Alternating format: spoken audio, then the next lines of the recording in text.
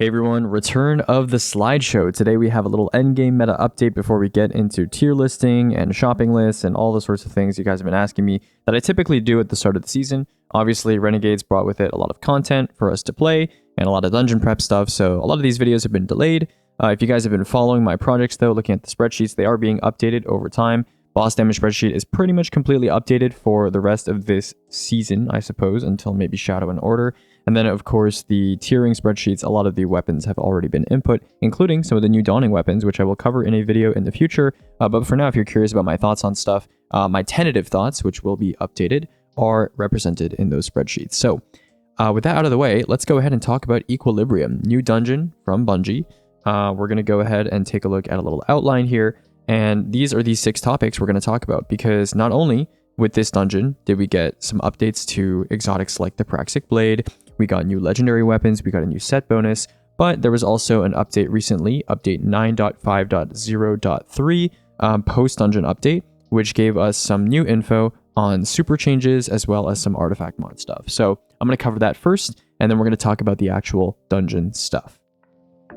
Let's start with supers. Got a lot of questions. Yo, Aegis, did you retest Nighthawk? Did you retest Needlestorm? I sure did. And these are the 2 changes you need to know about. So Nighthawk now ignites. Remember how they said Golden Gun was going to ignite? Well, you could do that with Golden Gun because each shot would scorch separately. But Nighthawk didn't even scorch, right? When it was added, this change was made. Nighthawk didn't even scorch. Now, what Nighthawk does is it instantly causes an ignition the second you shoot a target with it, which is quite interesting. Also, Nighthawk has interesting ignition behavior. Now, this is not my testing, so take it with a grain of salt, but other people in the D2 science community have said that Nighthawk ignores previous scorch sources and instantly causes an ignition with its own scaling, which is really nice because a lot of people run Hellion, maybe someone snapped a boss or Celestial fired a boss or is scorching the boss in some way, and then you Nighthawk, and then you don't want to lose the damage from your scaled ignition, right? Instead of hitting that 676 ignition, which is typical for, melee sources or just, base scorch sources, you want to have that higher ignition damage. Now, is the ignition damage a lot?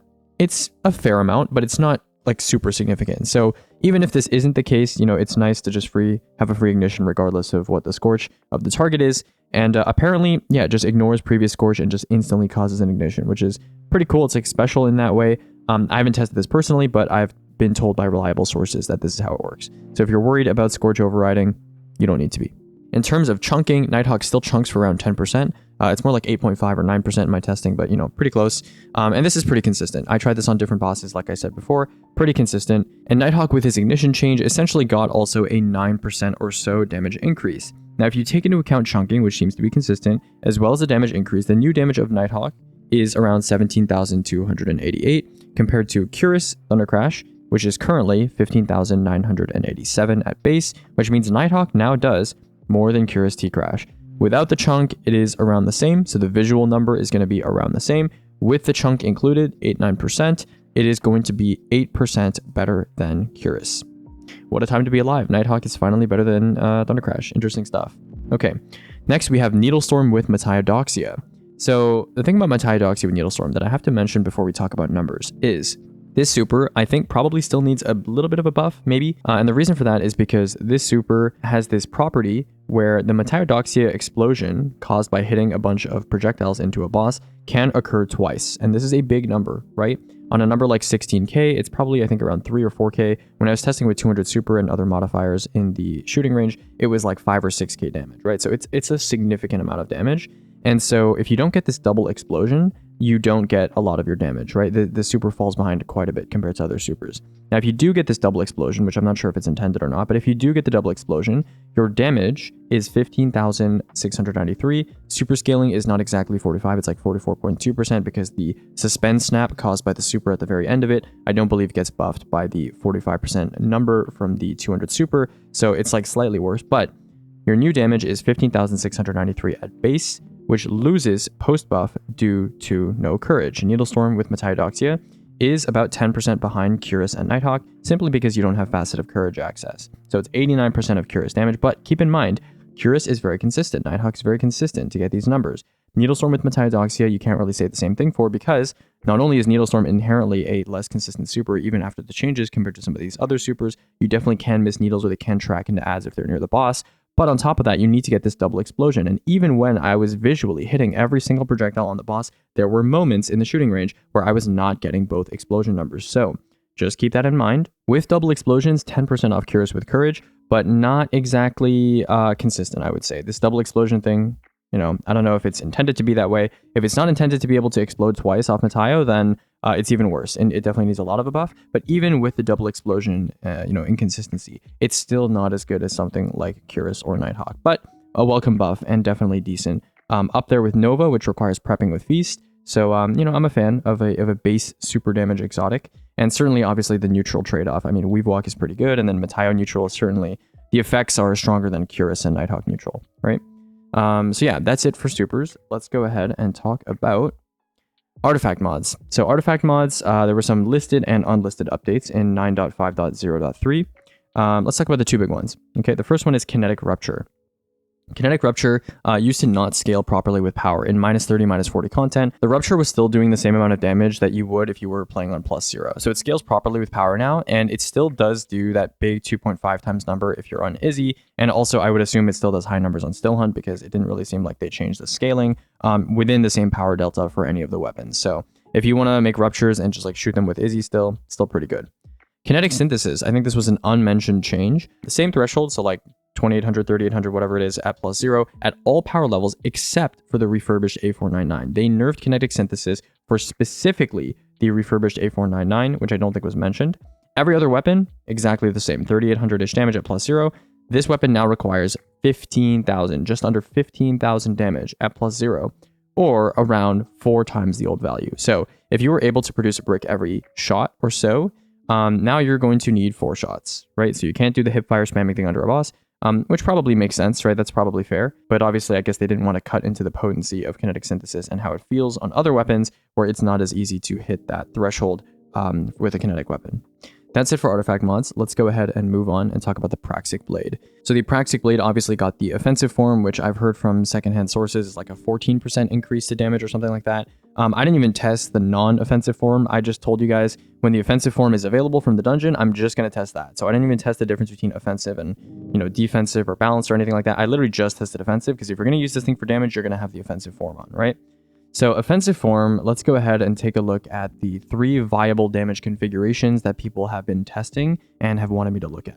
Okay, so the first one is 3 light, 1 heavy on solar, and you're spamming this thing. You're just spamming the combo over and over, 3 light, 1 heavy. So first of all, solar versus like, void, for example, where you don't get any effect besides the weaken, 22% difference, right? 22% increase to damage if you're on a solar super.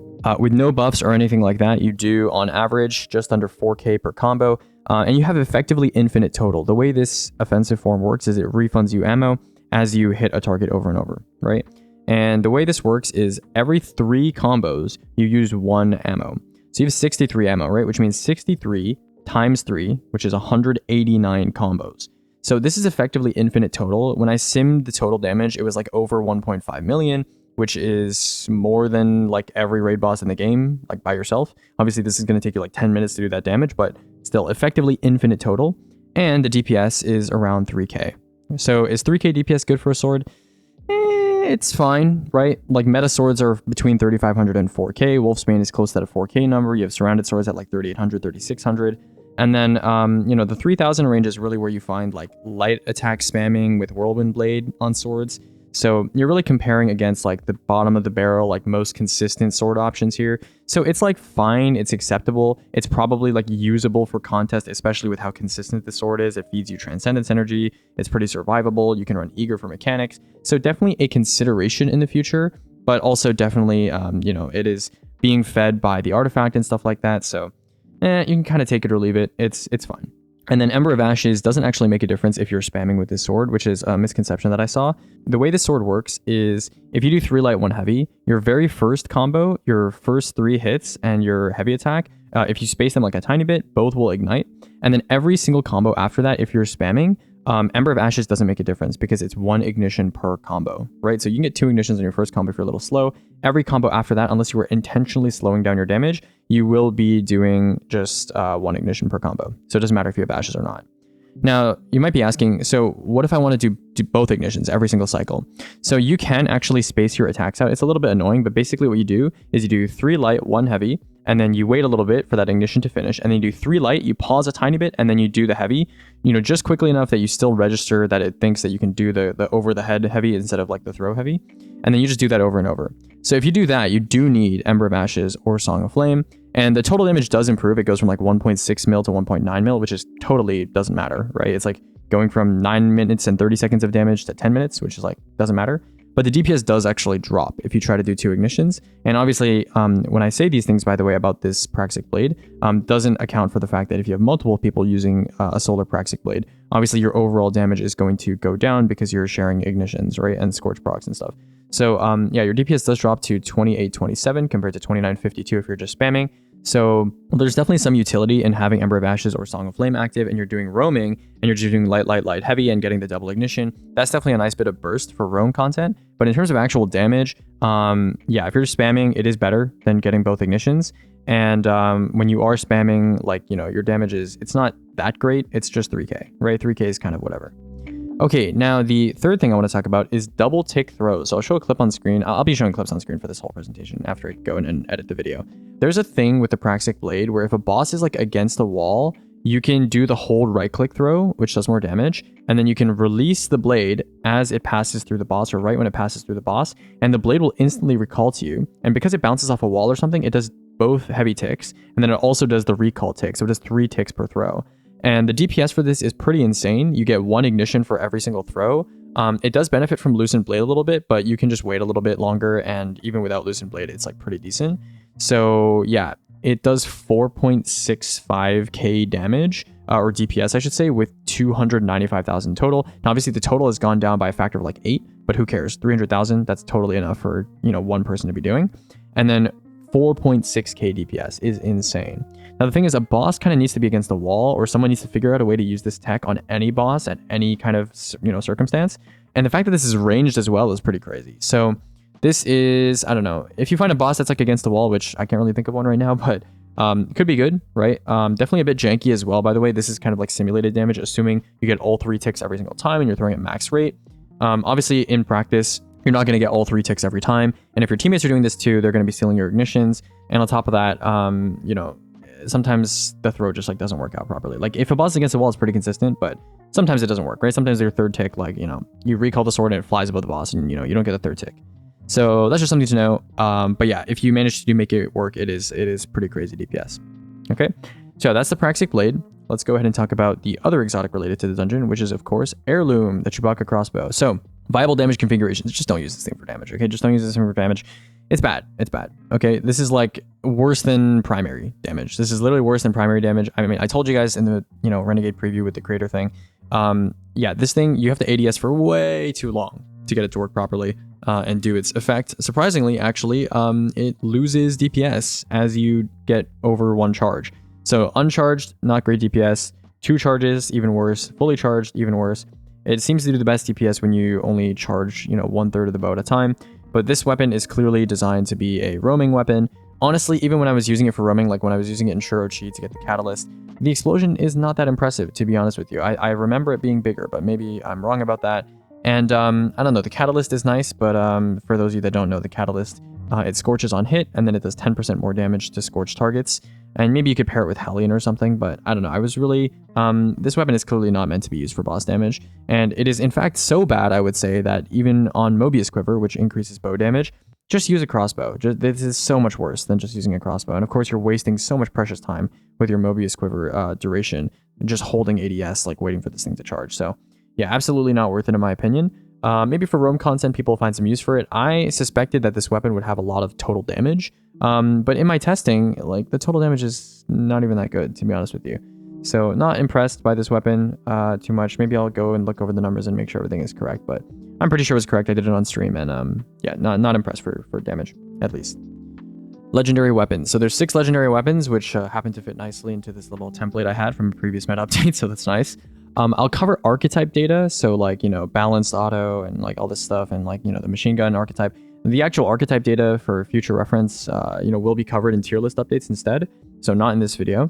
But the origin trait, pretty good. Imperial Allegiance goes up to 3 times, 10.5% damage from an origin trait, which is pretty impressive, while over 50% heat. So basically all of your weapons get some sort of high impact reserves, which is pretty nice, I suppose.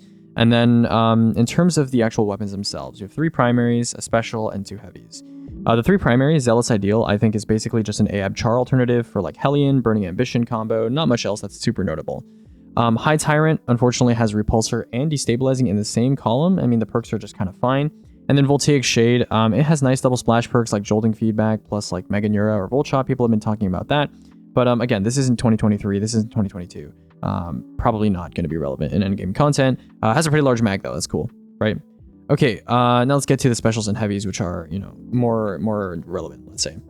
Conspiracy Honed. The new Dynamic Sniper archetype does 50% more damage than a normal rapid fire, which is insane. Has potential for insane kinetic slot, legendary DPS, even against stuff like Mint. As a reminder, Mint has like 3500, 3600 DPS. This thing with Vorpal and Bait and Darcy, even without Darcy, it beats Mint. But, you know, with Darcy added, has 4.2k DPS, which is up there with like Still Hunt with Nighthawk, if you manually reload both. So definitely an interesting potential option. I'm curious to see when, you know, Bungie will make more of this specific archetype, see what they will do with it. And I'll definitely be testing some rotations with this thing as well. So definitely interested for that. Next up, we have Bitter End, the LMG from the machine gun. I mean, honestly, I do think this thing is a bit overrated. There's no increase to powerful combatants unlike other balanced heat weapons that we've received so far. So maybe that's a balancing decision for the power slot to not power creep weapons for DPS. The mag, honestly, a lot of people have been raving about it. I don't think it's that impressive. And the perks are just kind of mediocre. Honestly, they're kind of mediocre. You know, if it was like a solar LMG, this could have been the first LMG with like heal clip that I think would have been actually good, because heat weapons and heal clip, you know, on reload perks are famously bad on machine guns, but on a heat weapon could be potentially good because you don't need to reload it all the way to proc the perk. So yeah, Bitter End, interesting, but I don't think it's going to be, you know, endgame meta or anything like that. I'll definitely update this tier list and stuff, and I'll let you guys know my opinion then, but yeah, not amazing. And then finally, Sullen Claw. People have been talking about this for movement. You've seen me use it for movement when I've been farming Equilibrium recently. Yeah, I think it's the best neutral light attack movement sword. So basically, if you want a sword that you want to take into like a GM or something like that, where you're not going to be shatter skating or well skating or covering long distances, just kind of moving around, zipping around, this is the best sword for that. It gets up to 90 ammo, unlike the 77 that you'll see on something like a Slammer. And the light attack, the lunge animation, even though it goes the same distance, is a bit more aggressive. So you'll notice a bit more momentum if you're trying to do stuff like ground lining or just light attack skates or just light attacking in general. It's a bit more momentum. And then finally, for damage, people were asking because of the origin trait as well as the double damage perks. Even though this thing does get Vorpal and Whirlwind or Vorpal plus Bait, it is a lightweight, and the origin trait requires you to expend sword energy, which is not great on a lightweight sword, because lightweight swords have famously very terrible heavy attacks. So yeah, I don't think it's going to be relevant for damage, but for movement, it's pretty nice. And you know, it's a good, like, you know, LARP sword. It's got like a ninja movement kind of aspect to it. So if you didn't get your chance to get a Quick Fang when that was out, or like a Gold Tusk, this is your chance. And I would argue that this sword looks way cooler than those two swords anyway. So yeah, Sullen Claw, pretty cool for movement, but besides that, nothing too crazy. Okay, and then last but not least, we have Sage Protector. So Sage Protector, there's 2 parts to this armor set bonus, and we're going to talk about both real quick because I'm sure you have questions about this. In my opinion, I will be ranking these set bonuses when I update the set bonus tier list this season. This is one of the best set bonuses in the game. It is focused around damage, and it is probably maybe the best damage set bonus, not survivability related, in the game. So first you have Combat Meditation. You get about 5% of your grenade or class ability on hit. I assume this like scales with grenade or class type, I'm pretty sure. I think my friend Sayun tested that, and we found that, for example, like Firebolt versus Solar, you're definitely getting less returns on the Solar grenade compared to the Firebolt grenade, so it definitely does scale.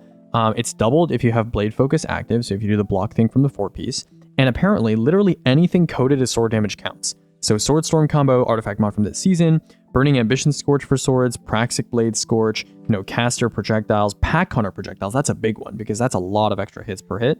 So I'm a little interested. I don't know. Bungie might nerf the fact that a bunch of these interactions are capable of happening, because this is definitely shaping up to be potentially like a sword ability spam meta, which Bungie didn't really seem like they were very content with EDP, because they disabled Ergo for that kind of era of contest rating. And Ergo, if you guys are not aware, was being used with Ill Omen and like attrition orbs in order to generate a lot of grenade energy by picking up those orbs and basically just spamming nades. And this is going to allow you to not only not run orb mods on your boots to pick up those orbs, now you can just run surges and actually do damage with your sword on top of being able to spam throw nades. So potentially very interesting, and there's going to be some experimentation that we have with this set bonus, specifically with stuff like Bacchus, because I've been told that the class ability energy requirement for Bacchus, the lockout from having Light Shift active, is bypassed by combat meditation. So definitely interesting stuff.